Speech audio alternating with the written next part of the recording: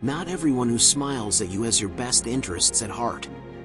In this video, we'll uncover 10 subtle signs that someone dislikes you but is trying to hide it, insights rooted in Stoic wisdom to help you navigate relationships with clarity and confidence. Stick around until the end, because understanding the final sign could save you from hidden betrayal. Number 1. Their body language is closed off or defensive. Ever been around someone who makes you feel like you've just walked into an invisible wall? Their body language screams, "Stay back," even though their words might sound polite or neutral. It's like their subconscious has decided it's not worth hiding how they really feel. This defensive vibe shows up in a bunch of ways, none of which require them to say a single word. First off, let's talk about posture. Someone who doesn't like you will often angle their body away, even if they're facing you. Their feet might point toward the exit, like they're subconsciously itching to leave. This isn't just random, it's their brain's way of creating distance, a silent signal that you're not exactly welcome in their personal bubble. Add crossed arms into the mix, and it's like their body is literally building a barrier. Now, those crossed arms? They're more than just a casual stance. It's a protective shield, a way of saying, "I'm not open to you." Sure, some people cross their arms out of habit or because they're cold, but when paired with other cues, like a stiff neck or a tense jaw, it's a red flag. It's almost like their body is whispering secrets their words won't say out loud. Let's not forget about their hands. Watch for fidgeting, tapping fingers, twisting a ring, or playing with an object nearby. Fidgeting can scream discomfort, and when it's paired with a lack of eye contact, it's like a neon sign flashing, "I don't want to be here." Speaking of eyes, they tell you everything. Someone who dislikes you might avoid eye contact altogether, almost like they're scared their eyes will betray their thoughts. Or, if they do look at you, it's fleeting, almost reluctant, like they're forcing themselves to be polite. Other times, their gaze might feel hard, piercing, like they're sizing you up or silently questioning why you're even talking to them. Let's talk about personal space. This one's huge. People who like you tend to lean in, close the gap, and make you feel included. But when someone isn't fond of you, they step back or keep an invisible wall between you. It's almost like they've got an invisible force field protecting them. This isn't something they usually think about, it's instinctual, and that makes it even more telling. Then there's the smile, or the lack of it. A genuine smile lights up someone's whole face, especially their eyes. But with someone who doesn't like you, their smile might not reach their eyes. It's all lips, no soul. It feels forced, almost mechanical, like they're checking off a box on the politeness checklist. And you can feel the difference, it's unsettling. Even how they sit can give away their feelings. Ever notice someone leaning slightly away from you, even when seated? That subtle shift screams discomfort. Or maybe they sit stiffly, as if they're counting the seconds until they can leave without it being too obvious. It's not always blatant, but once you notice it, you can't unsee it. Finally, let's talk about mirroring, or the lack of it. When someone likes you, they naturally copy your movements, gestures, or even speech patterns. It's a subconscious way of building rapport. But if someone dislikes you, forget about it. They'll keep their movements separate, as if refusing to connect with you on any level. It's almost defiant, a silent way of saying, "We're not on the same page." So, when someone's body language feels like they're building an invisible fortress around themselves, take note. It doesn't always mean they actively hate you, sometimes they're just uncomfortable or distracted. But if the signs pile up, it's probably not a coincidence. And while it's tempting to call them out or ask what's wrong, remember, not every battle is worth fighting. Sometimes, their body is speaking loud enough for both of you. Number 2, conversations feel forced or superficial. Ever been in a conversation where the vibe just feels off? Like you're talking, but there's no real connection? That's often a clear sign that someone might not be too fond of you but is trying to keep it under wraps. When someone dislikes you but doesn't want to make it obvious, their words can sound hollow, like they're just going through the motions to appear polite. It's like being served a meal with no seasoning. Technically, it's food, but it doesn't feel satisfying. Now, let's dig into the details. One telltale sign of a forced conversation is the lack of depth. The person sticks to surface-level topics, avoiding anything that might lead to a meaningful exchange. They'll ask questions like, "How's work?" or "What's new?" but won't dive into your responses. It's not that they're shy or reserved, it's more like they're ticking a mental checklist. Engage? Check. Move on? Check. You can feel it. There's no warmth, no genuine curiosity. It's like they're playing a role instead of actually engaging with you. On the flip side, the conversation might swing to being overly polite but robotic. Imagine someone saying, "Oh, that's nice," or "cool," to everything you share, regardless of how exciting, or downright boring, it is. It's like they're slapping a sticker on your words rather than really listening. They're there physically, sure, but mentally, they might as well be miles away. You can feel the disconnect, even if they're smiling and nodding in all the right places. And then there's the timing. Ever notice how some people respond a little too quickly or wait just a beat too long? When someone dislikes you but is trying to hide it, their rhythm can feel unnatural. Either they're rushing to get the conversation over with, or they're hesitating, trying to figure out the bare minimum they can say to keep things civil. It's like they're navigating a social minefield, careful not to step on anything that reveals how they truly feel. Let's talk body language for a second. Even if their words seem fine, their nonverbal cues might betray them. They'll avoid eye contact, face away from you, or fidget like they'd rather be anywhere else. It's subtle, but once you notice it, you can't unsee it. Their body is practically screaming, "I don't want to be here," even if their mouth is saying, "That's interesting." Then there's the energy, or lack thereof. Conversations with someone who genuinely likes you have a natural flow. There's laughter, banter, maybe even a little teasing. But when someone is forcing it, the energy feels flat. It's like trying to light a wet match. No spark, no fire, just a faint attempt at something that never takes off. The conversation becomes a chore, not a connection. Another thing to look out for is how they handle silence. Comfortable silences are a sign of ease and mutual understanding. But when someone dislikes you, those quiet moments can feel unbearable.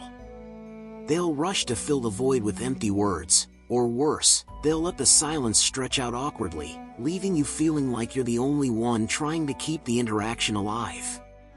The key is to trust your instincts.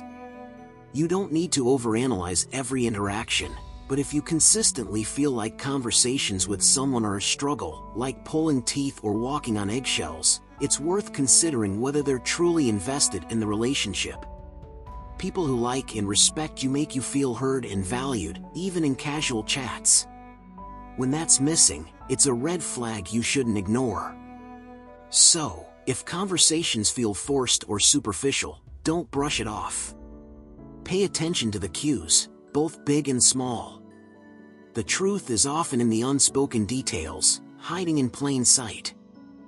Number 3, they seem disinterested in your achievements or concerns. Sometimes, it's not about what people say, it's about what they don't say.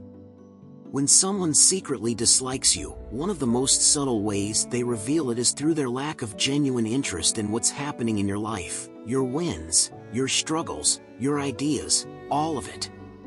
It's like you could share that you just climbed Mount Everest or invented a cure for procrastination, and they'd barely bat an eye. Think about it.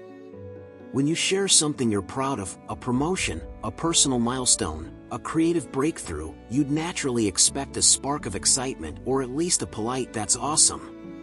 But when someone secretly doesn't vibe with you, that spark is missing. They might respond with something like, "Oh, cool," and quickly change the subject. It's not that they're unaware of how they should respond, it's that they just don't care enough to pretend convincingly. This lack of enthusiasm isn't just limited to the good stuff.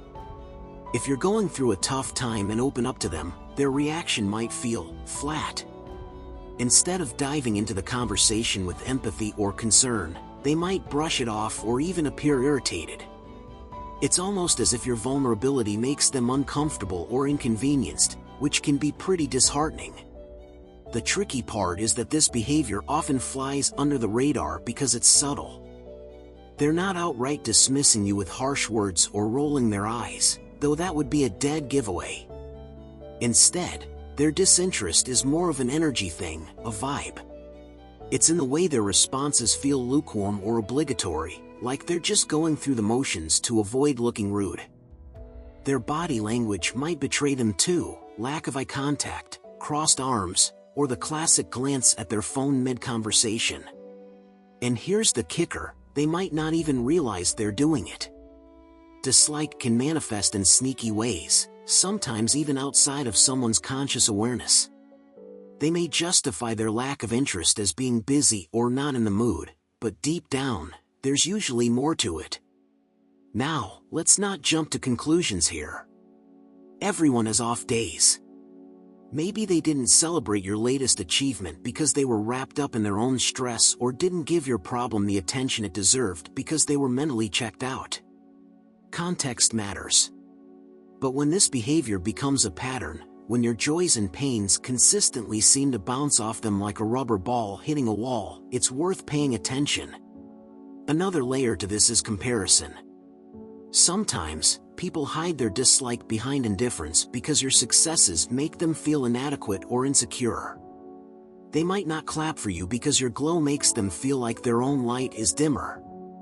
This doesn't excuse their behavior, but it does add a layer of understanding to what's going on beneath the surface. So, how can you spot this in a way that feels authentic to you? Pay attention to how they respond to other people. Do they light up when someone else shares good news but seem bored or uninterested when it's your turn? Are they more engaged when someone else opens up about their struggles but appear disconnected when you do? If the difference is stark, it's a pretty telling sign. At the end of the day, relationships, whether they're with friends, colleagues, or acquaintances, are about reciprocity. If someone consistently shows disinterest in your life while you're making the effort to be present and engaged in theirs, it's okay to take a step back. Not everyone will like you, and that's fine. What matters is surrounding yourself with people who genuinely celebrate your wins and hold space for your struggles. Life's too short to waste energy on people who can't be bothered to care.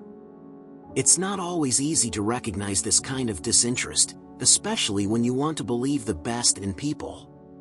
But once you start noticing the patterns, it becomes hard to ignore. Trust your gut.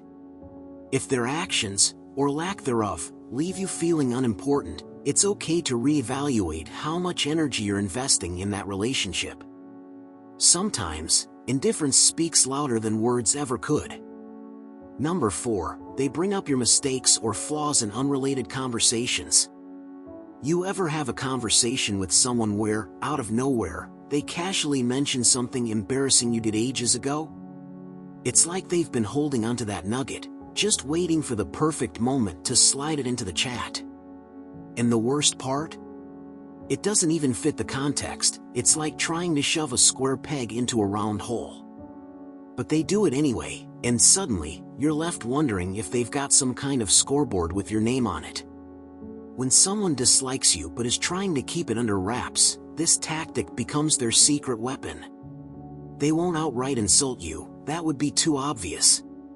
Instead, they'll throw shade in the sneakiest way possible, by dredging up your past mistakes or pointing out your flaws at the most random times. And they'll do it with a smile or a laugh, as if it's all in good fun. Spoiler alert, it's not. The thing is, these comments usually feel off. Like, the vibe in the room shifts when they say it. Imagine you're discussing weekend plans, and suddenly, they're like, "Oh, speaking of plans, remember when you completely messed up organizing that event? What does that have to do with anything?" Absolutely nothing. But that's the point. It's a subtle dig disguised as casual conversation. And don't even get me started on how they'll frame it as a joke. "Oh, I'm just teasing," they'll say, brushing it off when you try to respond. But there's a fine line between playful ribbing and deliberate undermining, and when someone doesn't like you, they cross that line like it doesn't even exist. They'll highlight your flaws just enough to make you uncomfortable, but not so much that anyone else calls them out. Another classic move? They'll try to make it look like they're being helpful.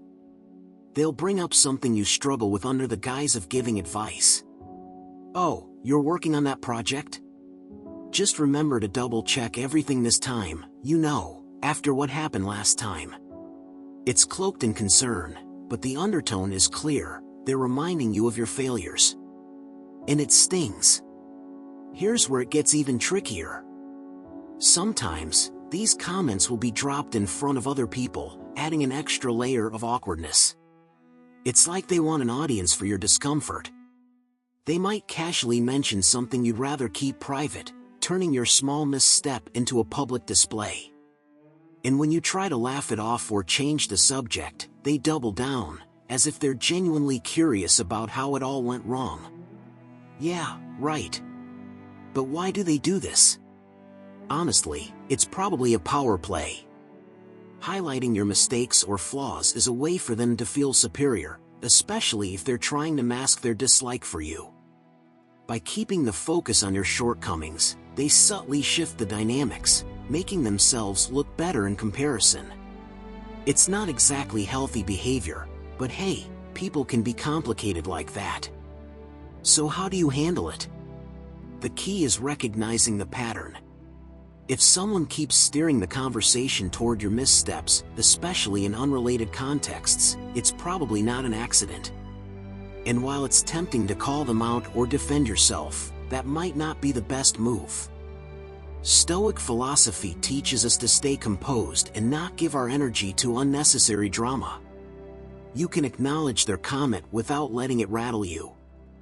A simple, "Oh, I've learned a lot since then," can shut down their attempt to ruffle your feathers without escalating things. At the end of the day, people who fixate on your flaws are often projecting their own insecurities. Their need to bring you down says more about them than it does about you. So, take their words with a grain of salt, and focus on what actually matters: your growth, your goals, and staying true to yourself. Let their comments roll off like water off a duck's back. It's their issue, not yours. Number 5. They avoid asking personal questions or showing genuine curiosity about you. You know that warm feeling when someone asks you about your day, your dreams, or even your random hobbies? It's comforting. It shows they care, right? Now, flip that. Imagine someone who consistently dodges personal questions or doesn't seem the least bit interested in getting to know the real you. That's a pretty big clue they might not like you, even if they're doing a good job of pretending otherwise. Let's break it down. When someone likes you or values your presence, they naturally want to learn more about you. They'll ask questions that go beyond the surface, like what inspired you to do that, or how are you feeling about it? They dig a little deeper because they're genuinely curious. But when someone dislikes you, their questions, or lack thereof, tell a different story. You'll notice they stick to the basics, the kind of stuff anyone could ask without putting much thought into it. How's it going? Busy day? That's it. No follow-up, no real engagement. It's like they're just filling the silence out of obligation. Now, some people are naturally less curious, sure. Not everyone's an open book or a deep conversationalist, and that's fine. But when someone actively avoids showing interest in you, it's not about being shy or introverted. It's about creating distance. They're not looking to bond or build a connection, they're keeping things strictly transactional. And it shows. Here's where it gets tricky. They might not outright ignore you. Instead, they'll steer conversations away from you. If you mention something about your life, they'll nod or say something generic like, "Oh, cool, but then quickly pivot the topic to something else. You could be sharing something important, and they'll somehow make it about them or a neutral topic that doesn't require much emotional investment. It's like they're putting a wall up without making it obvious. And the avoidance doesn't stop there. If you try to open up, they might shut it down subtly. They'll change the subject, make a vague comment, or even pretend they didn't hear you. It's almost as if they're saying, "I'm here, but I don't really want to be involved." That lack of reciprocity can feel jarring because it's so different from how people who like or care about you behave. When someone genuinely values you, they'll lean into those moments, not away from them. But let's talk about energy for a second. When someone is genuinely curious about you, you feel it. It's in their tone, their expressions, their body language. They might lean in slightly, their eyes light up, or they'll ask follow-up questions that show they're paying attention. Now, when someone dislikes you, it's the opposite. Their energy feels closed off. They might look around the room, check their phone, or give short, dismissive responses. You're talking, but it feels like you're talking to a wall. And that wall? It's there for a reason. They don't want to let you in. Another subtle giveaway is how they react to moments of vulnerability. When you share something personal, they might seem uncomfortable or uninterested. They won't probe deeper or ask how they can support you. Instead, they'll keep things light or even disengage entirely. It's as if the idea of getting to know you better doesn't appeal to them at all. And that's telling. People who like or respect you embrace those opportunities to connect. They don't run from them. The hardest part? Sometimes it's not obvious right away. These things can be subtle, like tiny cracks in a facade. But over time, the pattern becomes clear. They avoid questions that could deepen the relationship. They don't seem invested in understanding who you are, what makes you tick, or what matters to you. And if you're paying attention, you'll start to see it for what it is, a lack of genuine interest, masked by politeness or social niceties. At the end of the day, actions speak louder than words, or in this case, the lack of actions. If someone constantly avoids asking about you or showing curiosity, it's worth acknowledging. It doesn't mean you need to confront them or jump to conclusions, but it does mean you should protect your energy. Genuine relationships are built on mutual interest and care. If someone isn't willing to meet you halfway, that's their loss, not yours. Number 6, they avoid physical proximity, like sitting far from you in group settings. You know that feeling when someone subtly positions themselves at the opposite end of the room, even when there's plenty of space closer to you? It's not always random. When someone dislikes you but doesn't want to make it obvious, one of their sneaky tells can be how they manage their physical distance. It's like they're silently saying, "I'm not here for this energy," without actually uttering a word.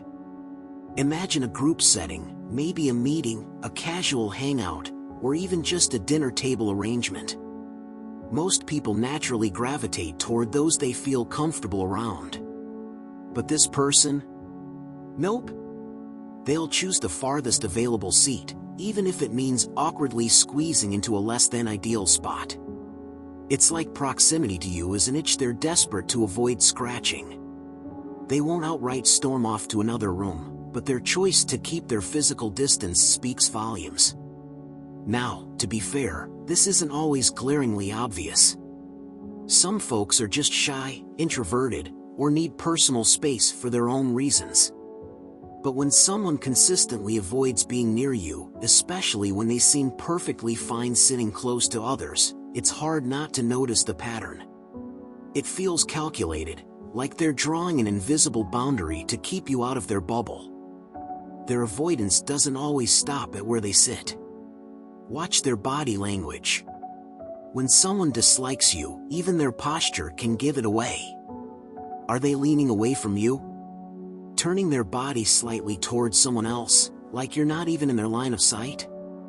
These microactions might seem insignificant, but they're often the subconscious mind's way of saying, "I'd rather be anywhere else right now." It's not just about distance either. They might actively avoid situations where they'd have to be close to you. Say there's an activity that requires partnering up, and somehow, they're suddenly very busy pairing with someone else or volunteering to step aside altogether. It's as if the idea of proximity to you makes them uneasy, or worse, uncomfortable. But here's the thing, this kind of behavior can be incredibly subtle. They're not going to outright admit, "Hey, I'm sitting over here because I don't like you." That would be too blunt. Instead, they'll mask it with excuses that seem perfectly valid on the surface. Maybe they needed to charge their phone, and the only outlet was on the other side of the room. Maybe they're just more comfortable in the seat they chose. Or maybe they needed a quick exit route, who knows? But when the pattern repeats, it starts to feel less coincidental and more deliberate. Another layer to this is group dynamics. Have you ever noticed how, even in larger gatherings, people instinctively position themselves near those they vibe with? It's a nonverbal way of saying, "I like your presence." When someone does the opposite, it's hard not to feel the sting. It's almost as if they're sending out subtle signals to everyone else in the room that you're not part of their inner circle. So, why would someone avoid being physically close? Well, discomfort often comes from emotional tension. Maybe they dislike your energy, personality, or even something as minor as a misunderstanding.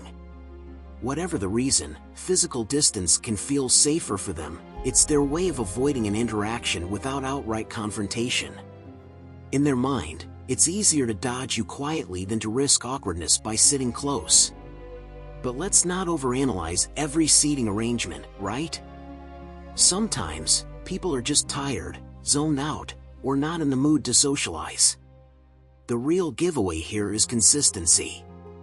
If this happens repeatedly, across different settings, then yeah, it might be time to pay attention. At the end of the day, people can't fake comfort. Proximity reveals preference, even when words don't. If someone avoids being near you time and time again, it's likely not a coincidence. While it's not the most direct or honest way to express dislike, it's still a message, a quiet one, but a message nonetheless. Recognizing it can save you a lot of emotional energy. Instead of chasing connections with those who create distance, focus on the ones who lean in, literally and figuratively. Life's too short to waste sitting in the wrong section of the room. Number 7, they hesitate before responding to your messages or take unusually long to reply. You've sent a text. Now comes the waiting game. 1 minute passes. Then 5. Then 30. And suddenly, it's been hours, or maybe even days, and the reply you finally get feels off. You know the one, a short, lukewarm response that barely acknowledges what you said.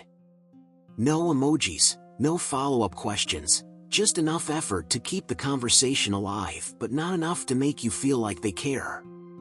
If this sounds familiar, you might be dealing with someone who dislikes you but isn't ready to admit it. Here's the thing, when someone genuinely likes or respects you, they're usually excited to respond. It doesn't matter how busy they are, they'll find a moment to send you something meaningful. But when someone doesn't feel the same way, their texting behavior changes. Replies become slow, hesitant, or even robotic. They might claim they're terrible at texting, but if they're always snappy with others, that excuse doesn't really hold water. Let's talk about the delay itself. A long pause before replying isn't always a bad sign, life happens, after all. But when it becomes a pattern, especially with someone who's quick to respond to others, it's hard not to notice. It's not just the delay, though, it's the vibe of the whole interaction. You start to feel like you're bothering them, even when you're just saying something casual like, "Hey, how's your day?" Their response feels less like a conversation and more like an obligation. And then there's the hesitation. Even when they do reply, there's a noticeable lack of energy. You can almost sense them staring at their screen, debating whether or not they have to answer you. They might even leave your message on read for a while, as if they're hoping you'll get the hint and stop texting. When the reply finally comes, it's short and devoid of any real engagement. No warmth, no humor, no effort to keep the conversation going. It's like they're saying, "I'll answer, but don't expect much." Another giveaway? The content of their replies. Instead of meaningful answers, you get vague or one-word responses. Cool, yeah, maybe. There's no curiosity, no follow-up, no sign that they're invested in the conversation. Compare this to someone who's genuinely interested in you. They'll ask questions, share their thoughts, or at least give you something to work with. But with someone who's hiding their dislike, forget it. You're lucky to get a full sentence. And let's not overlook the forgot to reply excuse. If someone occasionally forgets to text back, that's one thing, we all get distracted. But if it happens over and over again, especially with someone who's glued to their phone, it starts to feel deliberate. They didn't forget, they just didn't care enough to make you a priority. It's subtle, but it's a clear signal that something's off. Even when they do respond, there's often a sense of detachment. It's like they're going through the motions, giving you just enough attention to avoid confrontation. They're not ignoring you outright, but they're not exactly engaging either. It's a weird middle ground that leaves you feeling uncertain and maybe even a little frustrated. So, how do you handle it? For starters, don't take it personally. People's texting habits often reveal their priorities, but they're not always about you. Maybe they're dealing with their own issues, or maybe they're just not interested in the connection. Either way, their behavior is out of your control. What you can control is how you respond. If you sense that someone consistently hesitates or drags their feet when replying, it might be time to reevaluate how much energy you're investing in them. Stoic philosophy teaches us to focus on what we can control and let go of what we can't. If someone's lukewarm texting is draining you, take a step back. Redirect your energy toward relationships that feel mutual, natural, and fulfilling. Sometimes, the best response to a half-hearted reply is no reply at all. Not out of spite, but because your time and energy are worth more than chasing after someone who doesn't see your value. Number 8, they mirror your movements or gestures inconsistently, breaking natural rapport. Ever notice how, when you're vibing with someone, you kind of sync up without even thinking about it? Maybe you lean in, and they lean in too. Or you laugh, and they smile right after. It's like a little unspoken dance of connection. That's what people do when they're comfortable around you or genuinely like you. But when someone doesn't like you and is trying to hide it, that rhythm is off. They'll mirror your movements and gestures inconsistently, breaking that natural flow. And once you spot it, it can be hard to ignore. Let's start with what mirroring is all about. Normally, when people get along, their body language naturally aligns.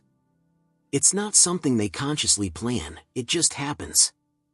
It's like your bodies are subconsciously saying, "Hey, we're on the same wavelength." But when someone dislikes you, even if they're trying to fake politeness, their mirroring becomes awkward or uneven. They might mimic you too much, almost like they're overcompensating. Or, they might do the opposite and not mirror you at all, keeping their body language stiff and detached. Either way, it feels weird. Like the interaction is missing its natural rhythm. Here's an example of how this plays out. Say you cross your legs. Normally, if someone's comfortable with you, they might cross their legs shortly after, not immediately, but enough to feel like you're in sync. But if they dislike you, they might hesitate or do it too quickly, like they're hyper-aware of what they should be doing. It doesn't feel natural. It's like they're either trying too hard or not trying at all, and both options feel off. Another thing to watch for is timing. People who like you will mirror you without thinking, almost like it's second nature. But someone who's not fond of you might have a delay, like their brain is catching up, trying to decide whether or not to follow your lead. That split-second hesitation can break the flow, making the interaction feel forced. And if they're really uncomfortable, they might consciously decide not to mirror you, creating a noticeable disconnect. It's subtle, but once you're tuned into it, you'll start to notice when the harmony is missing. Now, let's talk about the energy behind those gestures. When someone mirrors you naturally, there's a sense of ease. You feel connected, like you're on the same page. But when someone dislikes you, their movements can feel hollow, like they're checking a box rather than genuinely engaging. Maybe they copy your posture, but their body feels stiff, or they smile back at you, but it doesn't quite reach their eyes. It's like watching an actor play a role, except the performance doesn't quite land. Inconsistent mirroring can also show up in how they respond to your energy. If you lean in enthusiastically, they might stay rigid, like they're putting up a barrier. Or, if you make a casual gesture, they might overdo it, trying too hard to match you but missing the natural flow.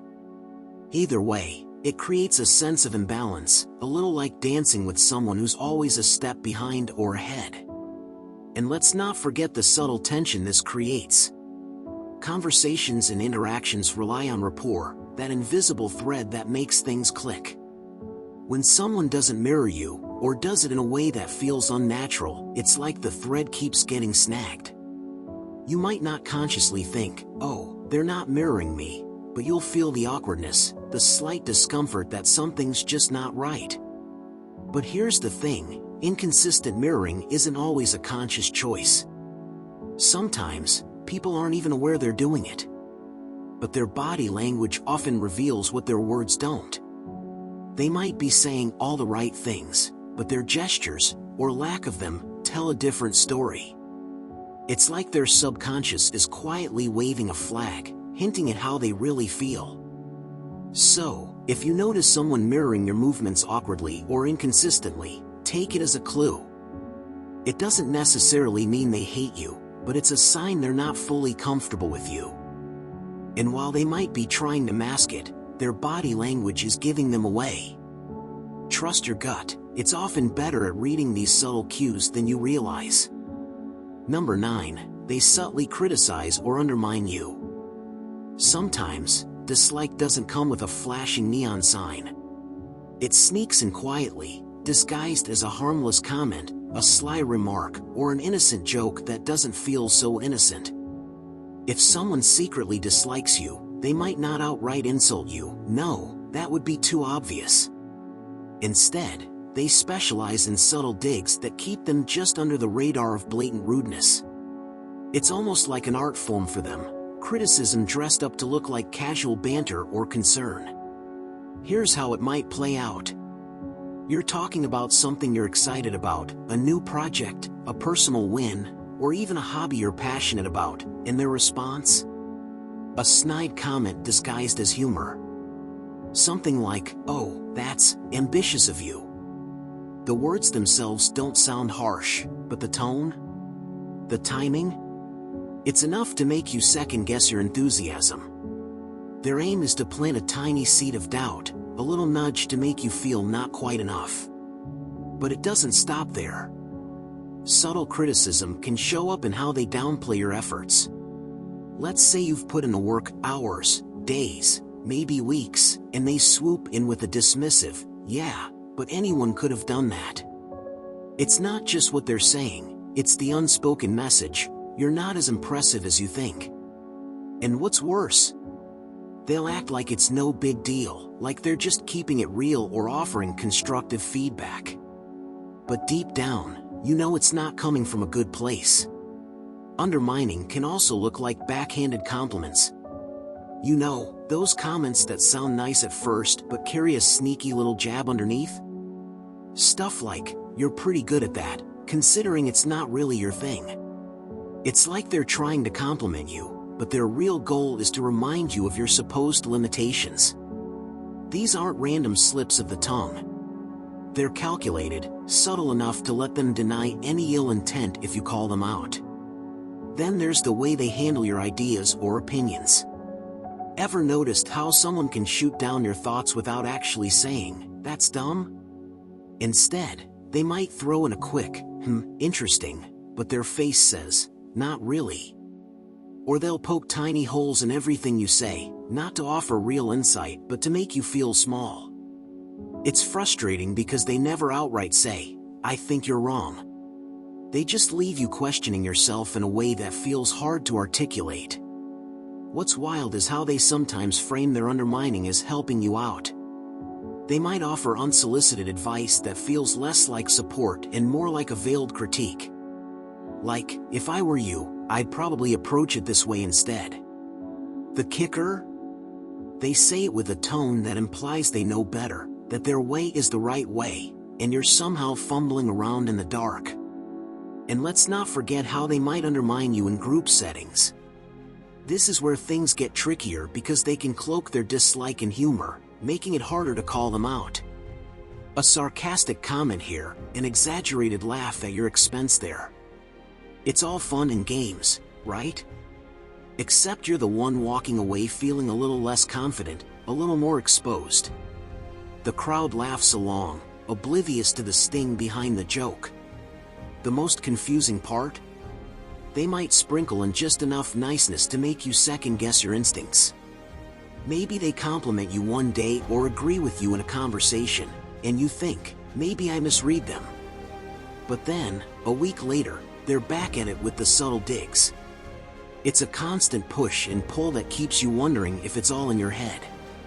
So, how do you spot this behavior for what it is? Pay attention to patterns.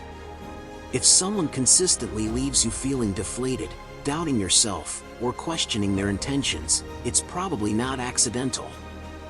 Words carry weight, even the ones wrapped in humor or constructive tones. In the end, you don't need to confront every subtle critic.